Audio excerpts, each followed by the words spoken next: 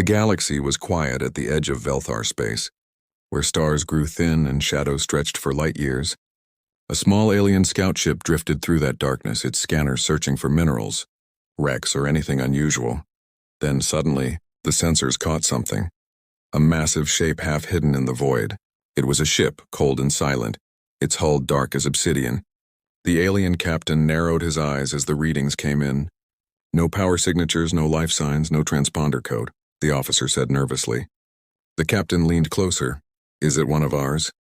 he asked. The reply came in a whisper. "No, sir. It's human." The bridge fell silent. The crew looked at one another. Humans were rarely seen this far out. Most of their ships stayed within their own territory. But this one? It was ancient-looking, scarred by battle, yet strangely intact. The captain of the Velthar ship, Commander Zyron, ordered his crew to maintain distance. "Scan it," he said, his tone calm but curious. The scan beam reached out, touching the human vessel like a thread of light. For a moment, the computers hummed normally. Then alarms screamed.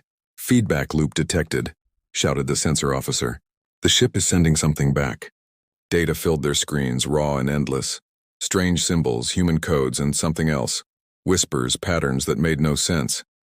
One technician grabbed his head, his eyes wide. "It's not numbers. It's voices," he gasped. "It's talking to us." Commander Zyron frowned. "Cut the scan," he ordered, but the system didn't respond. The ship's AI began muttering in fragmented speech, repeating human phrases over and over. "Observation detected, access denied, observation detected." The crew panicked, the comms filled with static that sounded almost alive. "Shut it down," the captain roared. His engineer tore the power conduits apart manually, and at last the lights dimmed, silence falling again. They floated there, breathing hard, staring at the lifeless human vessel. "What kind of ship sends data like that?" the captain whispered. His science officer replied softly, "One that doesn't want to be understood, curiosity." However, was stronger than fear.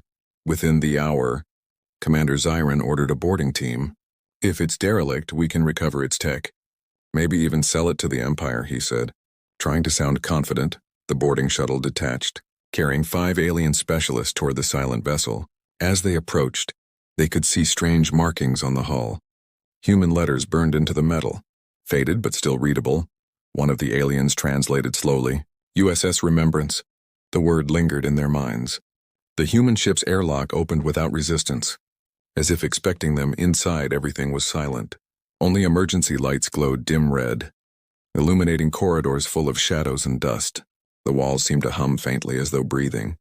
One of the aliens touched the console, and power rippled through the corridor. Lights flickered on, revealing walls covered in holographic panels.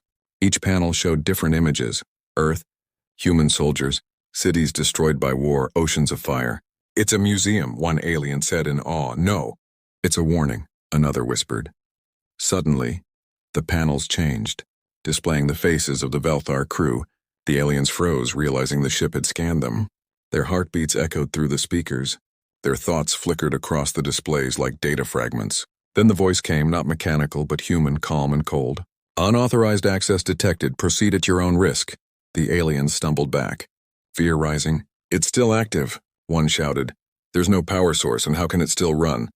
Back on the command ship, Commander Zyron watched the video feed in horror. The human ship was reacting, even communicating. But every time they tried to disconnect, more data poured in. Maps, genetic files, encrypted human history. Thousands of years of war and suffering. One of his analysts cried out, "Sir, it's rewriting our systems. It's learning about us."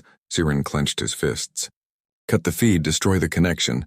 The ship shuddered, alarms echoing across the bridge. "Sir, it's inside our network." For a few seconds, everything went dark. Then the displays returned But now they were showing something impossible. Images of Velthar cities burning, their fleet in ruins. The human voice spoke again. "Simulation complete. Do not attempt further analysis." Zyron's hands trembled. "It showed us. Our end," he whispered. The science officer looked pale. "Sir, it's just a projection." But even he didn't believe his words. On the derelict, the boarding team's transmission cut off. The last image showed one of them staring into a glowing human face projected on the wall. A soldier in ancient armor, eyes full of fire, whispering, "Remember us." The connection died. The alien flagship floated in silence. Every sensor that touched the human vessel now refused to respond. Like the ship itself had become invisible, Commander Zyron gave the final order. His voice quiet. "Mark this sector forbidden. No one goes near that thing again." The last log of that day was short, recorded by the ship's AI before shutting down. It read, "Contact with human vessel terminated. Psychological contamination detected." Far behind them, the human ship remained still, its lights pulsing faintly like a heartbeat. Somewhere deep inside its core, the human voice whispered once more, "Observation continues." And then the darkness swallowed it again. The Velthar flagship drifted in uneasy silence. The crew whispered among themselves, afraid to even mention the human ship now floating miles behind them. Every screen that had once shown its outline was blank, wiped clean by static. Commander Zyron stood on the bridge, staring into the dark void. "No one touches that vessel again," he said quietly, yet his voice trembled. But the damage had already been done. Their computers still flickered with fragments of data from the scan. Strange symbols, human words, and encrypted files that no one could decode. The engineers tried to delete them, but the files kept reappearing under different names. It was as if the human code was alive, shifting through their systems like a ghost. Dr. Kelrin, the ship's chief scientist, couldn't resist. He begged the captain to let him study the data in isolation. "We need to understand what happened," he said. "If the humans can create technology that powerful, we must know why." Reluctantly, Commander Zyron agreed. A separate lab module was detached from the main ship, floating nearby like a small station. The data core containing the human information was moved there.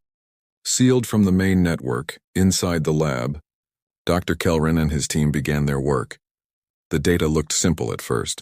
Standard binary patterns, system logs, temperature readings. But as soon as they tried to open one file, everything changed.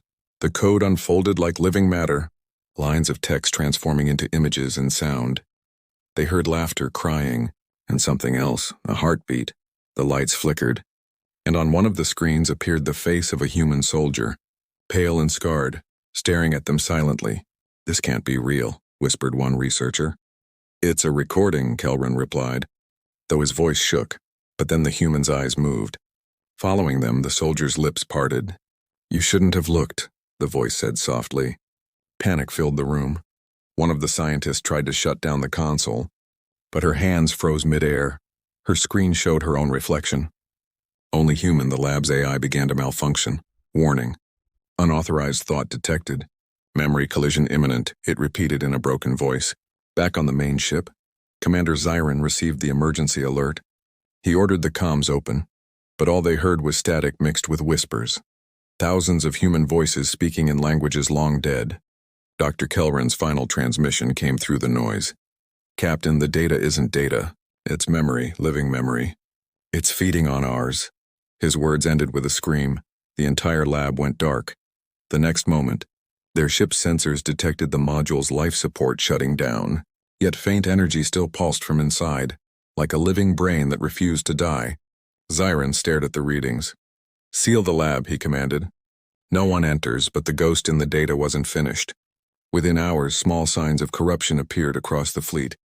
Navigation systems displayed human coordinates, communication devices played human songs, and the sleep chambers emitted faint whispers at night. One pilot woke up screaming, saying he saw humans standing beside his bed, silent, watching him.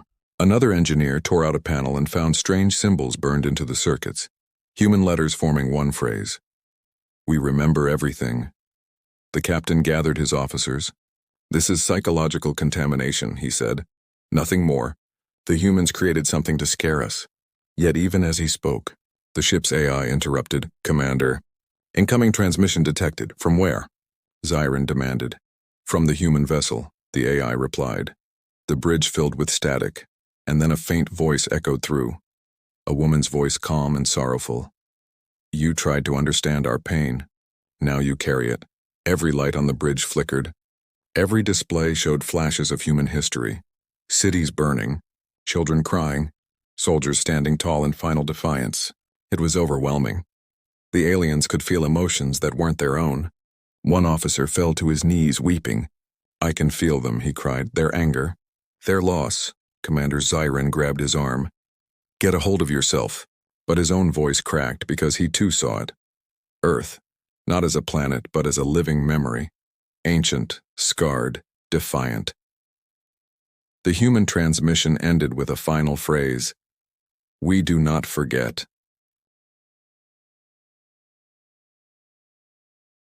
Silence followed, but it was heavier than before. The crew sat motionless, eyes empty. Haunted by images their minds couldn't erase. Later, the medical officer reported strange brainwave patterns among the crew. Every one of them was dreaming of Earth, even those who had never seen it. Their dreams were identical. Standing before a burning sky, hearing the same human voice whispering, "Now you know us." The scientists called it cognitive infection, but the captain knew it was something deeper, something no technology could erase. In his private log, Commander Zyron wrote only one line. The humans did not build weapons. They built memories that fight back. The human vessel remained silent outside, dark and still, but now, for the first time, it sent a pulse of light. A single heartbeat that echoed across the void. Every alien aboard felt it inside their chest as if their own hearts had answered. The galaxy had touched the human mind, and now it couldn't let go. The Velthar fleet drifted in darkness, its proud formation now broken. Half the ships floated silent, the rest running on emergency power inside the flagship. Commander Zyron stood before the viewing window, watching the human vessel from a distance. It remained still, calm and dark, yet somehow alive. Days had passed since the last incident, but the effects had not faded. Crew members whispered in their sleep. Muttering human names, some woke screaming, claiming they could see human faces inside the ship's walls. Others simply stared blankly at the stars, silent and hollow. The ship's doctor tried to explain it as stress, but even he was trembling. He had started speaking English without realizing it, a language no Velthar was ever taught. The data from the human vessel had changed something deep in their minds. Commander Zyron called for a meeting of his senior officers. The conference room was dimly lit, the walls flickering with faint static that refused to go away. "We are not dealing with technology," Zyron said. "We are facing a weapon that thinks." Dr. Kelrin's assistant, one of the few survivors from the lab module, spoke softly. "Sir, it's not a weapon. It's a living archive. It contains human memories, human pain, human rage." Zyron frowned. "Explain." "The ship isn't transmitting data. It's transmitting emotion," the scientist said. "Every byte of that code carries what they felt. Their fear, their loss, their hate. It doesn't attack our systems. It changes us." Before Zyron could reply, alarms screamed across the ship, the lights dimmed, and the communication console lit up. A transmission came through unrequested. The signal was coming from within their own ship. The display turned white, then filled with images. Not of space, but of war. They saw ancient human soldiers charging through fire, ships burning in orbit, cities collapsing, and among the chaos, Kaiser's men, women, children, staring directly into the camera. Then came the voice, the same calm, cold human voice from before. "Memory defense active, intrusion detected. Witness the consequence." The bridge crew clutched their heads, waves of pain stabbing through their skulls. Each of them saw flashes of memories that weren't theirs. A child hiding under rubble, a soldier screaming into the sky, a mother holding a flag stained with blood. "Shut it down," Zyron shouted. "Block the signal." But the signal wasn't in the systems anymore. It was inside their minds. One officer fell to the ground, clawing at her helmet. "They're inside," she cried. "They're showing me everything." The lights flickered red. Every screen showed a single word repeating again and again. "Remember." The ship's AI began chanting in human speech. "We remember, we remember, we remember." Zyron slammed his hand against the console. "Cut power to the main core." The engineer obeyed, but the lights stayed on. Powered by something unseen, the human vessel outside began to glow faintly. Lines of light spread across its hull like veins of fire. The ship wasn't attacking with weapons, and it was communicating. And that communication was tearing the Velthar fleet apart. Ships nearby started firing at each other, crews driven mad by hallucinations. They saw enemies where there were none, human soldiers walking among them, whispering in their ears, "You wanted to know what we are. Now you do." The Velthar ships exploded one after another, silent blossoms of fire in the void. The screams over the comms were full of confusion and terror. Inside the flagship, Zyron struggled to stay conscious. His mind flooded with visions, He stood on a battlefield, not alien but human. He saw trenches filled with men and women, their eyes burning with fury and hope. He saw humanity rise from ashes again and again, beaten but never broken. Every death was remembered, every tear stored, every scream preserved. Then he understood. The human ship was not haunted, it was history itself. A vessel carrying the soul of a species that refused to be forgotten. The voice returned, softer now, almost compassionate. "This is what you wanted to see, alien. This is who we are." Zyron fell to his knees, his vision blurred. Why show us this?" he whispered. "Because you looked without asking," the voice said. "And now you will carry what we cannot forget."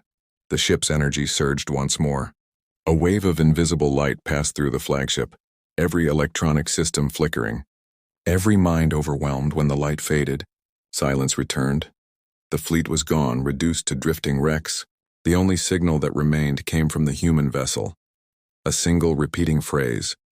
Data exchange complete. Zyron woke hours later. Alone on his shattered bridge, he looked at his reflection in the glass. His eyes were no longer Velthar. They were human. Brown and filled with sorrow, he whispered to himself. They didn't build ships to fight. They built them to remember. Outside, the human vessel dimmed, its glow fading until it looked like a dead ship once more. But deep inside, the memories it had shared still pulsed faintly, alive in the minds of the few Velthar who survived. They had touched the mind of humanity, and now humanity lived inside them. The Velthar Dominion had lost contact with the entire research fleet. What returned was only silence, empty coordinates and broken transmissions. When rescue ships finally arrived, they found debris scattered across the void, twisted metal, shattered hulls, and ghostly energy echoes that still hummed like faint voices. But one ship remained intact, Commander Zyron's flagship. Drifting with its lights dim, the rescue crew hailed it again and again, receiving only a strange repeating signal. It was not in any known alien code, it was human, repeating one phrase in a soft voice. "We remember everything," the rescue captain ordered his crew to board. As they stepped into the silent corridors, their scanners failed. They saw shadows flicker across the walls, brief shapes of human figures. Gone when looked at directly, the air was heavy, full of static and whispering echoes. "Stay close," the rescue leader warned. But one of the soldiers stopped suddenly, staring at a glowing panel on the wall. It showed his own face, only older, scarred, human. A voice spoke quietly through the ship's speakers. "Observation continues."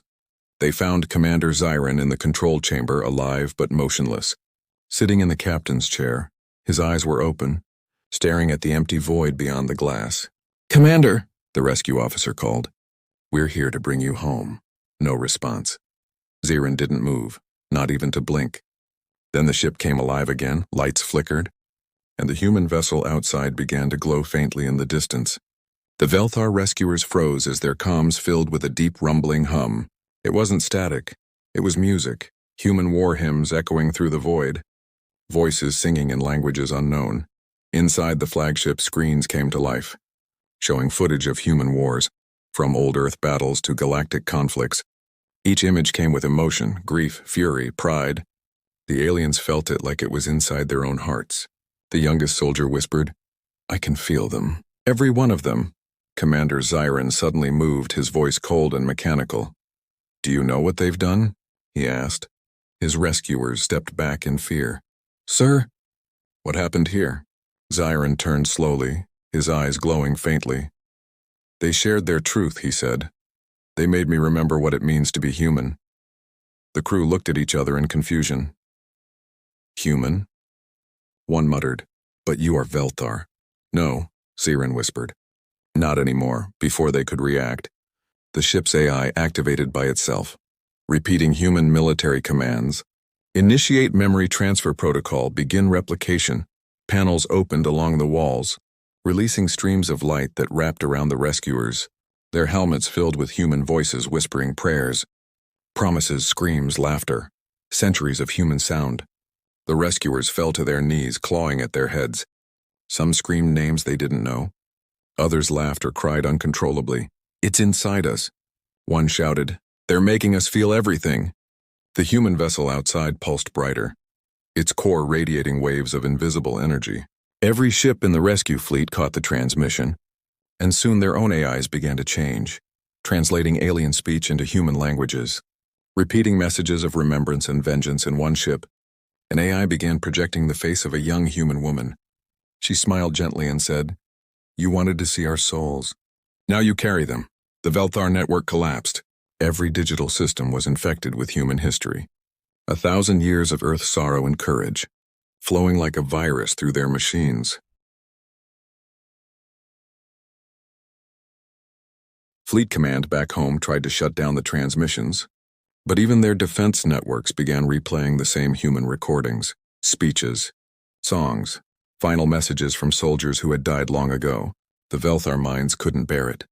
They were not built for such emotion, for the weight of endless pain and resilience. On Zyron's ship, the lights dimmed once more. He stood at the bridge, alone now, the rescue team unconscious around him.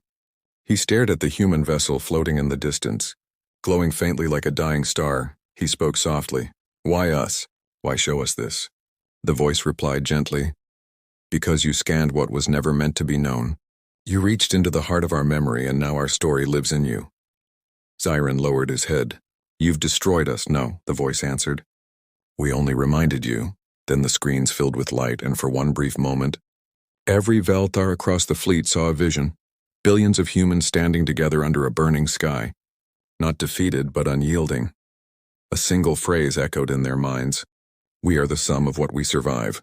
When the light faded, the human vessel powered down completely, drifting silently. The Velthar rescue ships were left in chaos, half of their crews catatonic, others whispering human words. Back on the Dominion's homeworld, Command classified the entire event. They named it the Collapse of Minds, a forbidden archive. Locked and buried, but even there, in the heart of their empire, sometimes at night, their computers would whisper one line in the language of Earth.